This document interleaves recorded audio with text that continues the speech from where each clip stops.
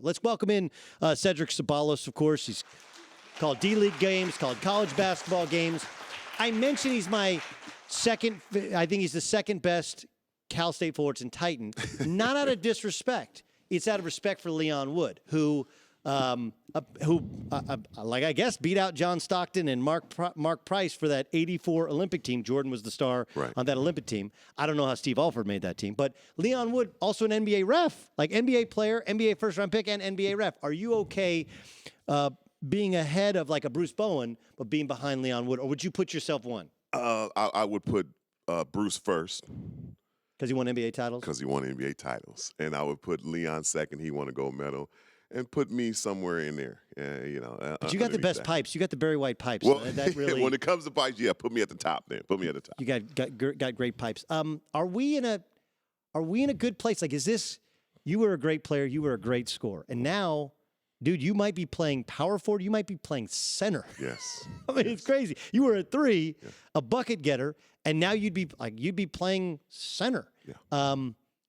Do you like this evolution of basketball? Well, when I was in Dallas playing for Donnie Nelson, Big Donnie, I played center. When we played Shaquille, when we played Yao, when we played David and Tim, I guarded them because he wanted to keep the small ball theme going, and it was great, great for me. I just had to hold my ground until the double team came. Eric Strickland came down, Michael Finley, and then I would outrun, Shaquille and the rest of the guys and force them to have to sit on the bench. Sometimes it worked out great, but it is changing. It's making big men have to work on their entire game. Yeah. Before, it just was posting up, blocking shots, defending the paint. Now they have to, I came in, I watched a guy come in the league named Dirk Nowitzki, and I watched him, first of all, great career.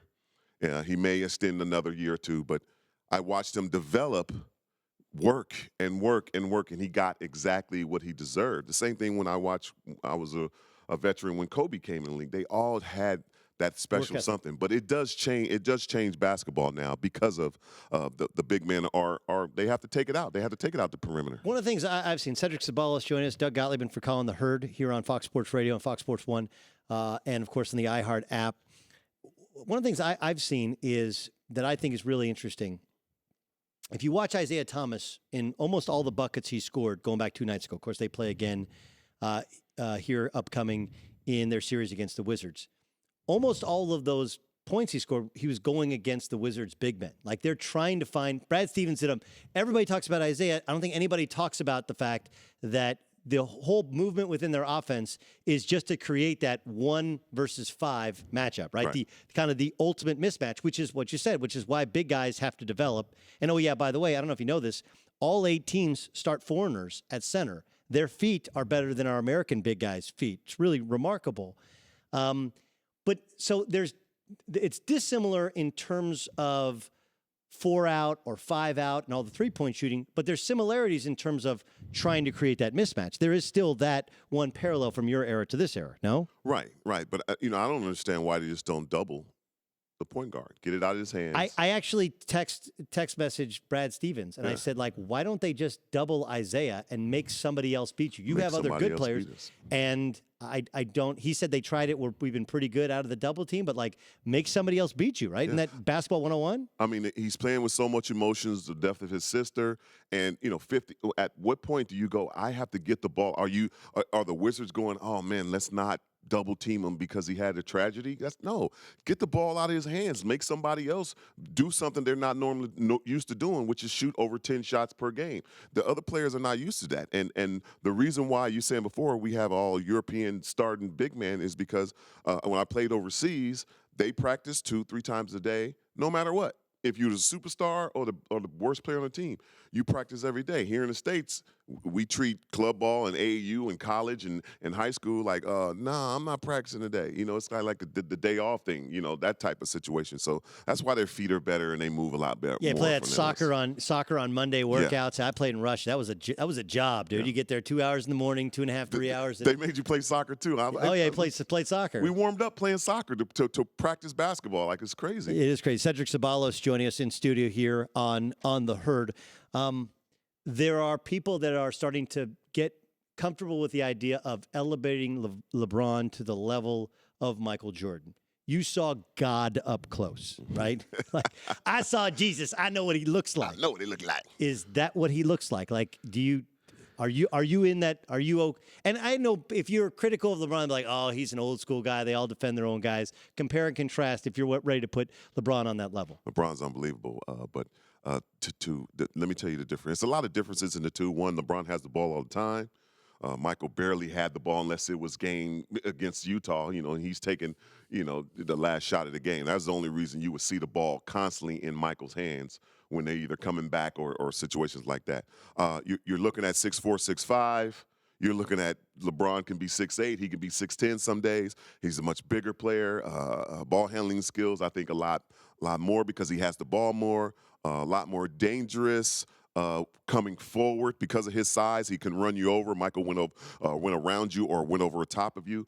I think the difference is the punishing factor. When you needed that bucket, when you needed the game winner, as much as Jordan's commercials say, I missed all these game winners, he made a lot of game winners.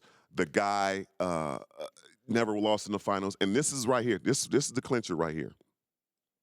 When we played Michael in the finals, this is the ultimate compliment. Everybody, like, Raptors got Tucker to stop LeBron James. When we played Michael in the finals, we put in the lineup our worst defender on him.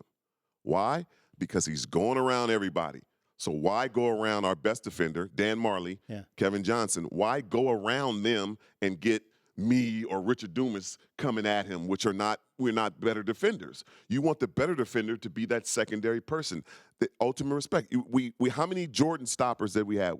We had Dominique Wilkins run his mouth a little bit. No, Gerald Wilkins. Gerald Wilkins run his mouth a little bit. Remember that Gerald Wilkins? He put that to rest. Man, that was a bad. And then Cleveland was the one team like, we're not going to double team him. Yeah. We're not going to double team Jordan. Like, how'd that work out for you? He averaged like 50 in the series. Yeah, I mean, you only people who really contained him was his early days against Detroit, where they just pounded him.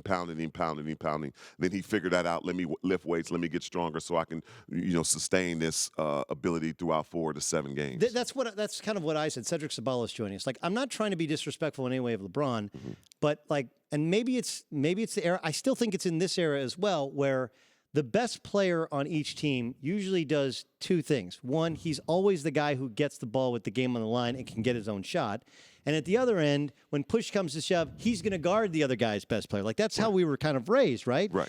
And LeBron is great, but he doesn't really have offensive game. Like, he's great downhill because he's bigger, stronger, but doesn't really have post game, doesn't really have mid-range game. And he would prefer to facilitate for other people. Like people say, like, he's like Magic. Well, hold on. Magic hit the baby sky hook in the lane. He hit the bank shot against the Celtics. Like, when push came to shove, he would hit the big shot. We saw that obviously with Bird and with Jordan. And then defensively, what we saw from Kawhi Leonard last night, which is, hey, James Harden's killing us. So let's put our best player on their best player. And that was that. Yeah. It's like, I don't know how to maybe articulate it well enough, Cedric. But, like, I love LeBron. I think he's great, but it's so different than almost any other great player in terms of what he does on offense and what he does in defense when the game's on the line. Well, when the game's on the line, they're similar, him and Michael. Scottie guarded the most potent player throughout the game, but when it was time to make a stop, Michael took him. And the same thing here when, a couple years back when Derrick Rose was MVP and he was killing, hey, we need you to make this stop. We need you to slow him down late in the fourth quarter. LeBron took him. Same scenario. But he didn't guard Paul George. Come on. This is a different scenario. Chicago had an opportunity to move on. There's no way Indiana was going to move on. They was going to lose 4 games, whether it's going to be to take 5 or 6 games, they were going to move on. So in this case scenario, it's a little different. You got to remember, if LeBron, I think most of these players would not be as effective and superstar-ish, but LeBron would. But he would be our era, Karl Malone. He would have not had the ball in the hand. He would not be the point guard. Now, you got to remember, when Magic came in as a point guard, he was a point guard in high school. He was a point guard in college. He wasn't a point guard in the NBA when he first got here. Norm Nixon was the point guard. Moved Westhead on. He bring Riley in. Riley says, boom, let's get Nixon out of here. Let's bring in a shooter, Byron Scott. We draft him. That's when he became that unbelievable point guard. In our era, he would have been Karl Malone. He would have been Buck Williams. He would have been Charles Barkley. He would have been on that block playing the 4-man and being real dominant, but he wouldn't have had the ball as much. I love you when Buck Williams. I could live with more Buck Williams references. Okay, last thing. You're an LA guy. and a Valley of the Sun guy as well. You live not bi-coastal, but two different areas. But Clippers, what do you do? Like, you don't have a blank slate. Like, everybody's like, well, I do. Okay, so realistically, I say Cedric Ceballos, fix the Clippers. What do you do? It's a couple things you do. You got to break up the three. And what I mean by three, Blake, Doc, and CP. Okay, so who has to go? Blake, Doc, and CP. Okay, so you got to keep DeAndre. Yeah, Okay. definitely. Okay, so all right. So the other. All right. So what do you? So do you keep Doc? It depends on if you want. You have to get rid of one of them. I think CP or Blake, because they can handle themselves without each other. When Blake goes out, CP plays unbelievable. When CP goes out, Blake plays unbelievable. So you have the both, but you have to bring in somebody who can replace, who is replaceable. And I love him as a person, player. But so Blake, Blake is the most replaceable. You keep Blake. Really? You keep Blake. He's a superstar. He is a superstar. I don't think Chris Paul's a superstar. In the meaning, if they both walked in the arena, who would get the most attention? Blake Griffin. That's because he dunks.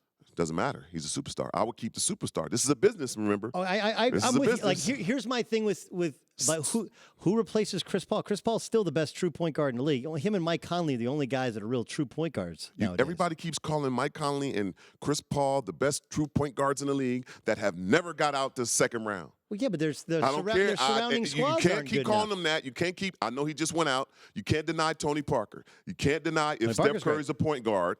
If you're calling him a point guard, you can't deny him. You can't deny Kyrie Irving. These guys have won championships. They have gotten out the fight, and everybody keeps putting these two highly paid, very skilled point guards in front of them.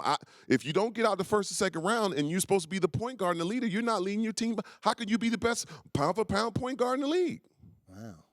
You can't get out of the second round. The only part of me that would agree with you is he wants a 5-year deal, $210 million, and I love Chris Paul, and he should get it.